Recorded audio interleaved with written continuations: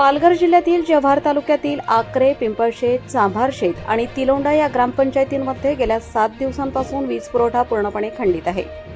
मुसळधार पावसामुळे अनेक ठिकाणी वीज खांब कोसळल्याने संपूर्ण परिसर अंधारात बुडाला असून पिण्याच्या पाण्यासह दैनंदिन जीवनावर त्याचा गंभीर परिणाम झाला आहे. 7 दिवस उलटूनही वीज पुरवठा सुरळीत करण्यासाठी महावितरणकडून कोणतीही ठोस कार्यवाही करण्यात आली नसल्याने ग्रामस्थांमध्ये तीव्र संताप व्यक्त होत आहे. ग्रामस्थांच्या म्हणण्यानुसार तुटलेले वीज खांब दुरुस्त करण्यासाठी महावितरणचा एकही अधिकारी किंवा कर्मचारी घटनास्थळी पोहोचलेला नाही. त्यामुळे वीज नसल्याने नागरिकांना अंधारात दिवस काढावे लागत आहेत. मोबाईल चार्जिंग, पिण्याच्या पाण्याचा पुरवठा, विद्यार्थ्यांचा अभ्यास आणि इतर दैनंदिन कामे पूर्णपणे विस्कळीत झाली आहेत.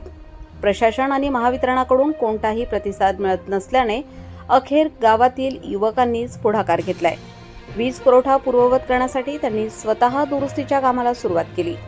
3 ते 4 फूट पाण्याने भरलेल्या नदीतून जीवाची पर्वा न करता खांद्यावर वीज पोल वाहून नेताना युवकांचे दृश्य समोर आले असून या घटनेने सरकारी यंत्रणेच्या कार्यक्षमतेवर गंभीर प्रश्नचिन्ह निर्माण केले आहेत. एका बाजूला सरकारी यंत्रणा निष्क्रिय असल्याचे चित्र दिसत असताना दुसऱ्या बाजूला गावातील युवकांनी दाखवलेली सामाजिक बांधिलकी, धाडस आणि जिद्द याचे सर्वत्र कौतुक होत आहे. गाव अंधारमुक्त करण्यासाठी स्वतःचा जीव धोक्यात घालून काम करणाऱ्या या युवकांना ग्रामस्थांनी सलाम केला आहे. या घटनेमुळे ग्रामीण भागातील आपत्कालीन सेवांबाबत महावितरणच्या कार्यपद्धतीवर प्रश्न उपस्थित होत असून संबंधित अधिकाऱ्यांनी तातडीने दखल घेऊन वीज पुरवठा पूर्ववत करावा आणि भविष्यात अशा प्रकारची निष्काळजीपणा होऊ नये अशी मागणी नागरिकांकडून केली जात आहे. प्रतिनिधी प्रवीण कदम, प्रबंधभूमी न्यूज, जव्हार.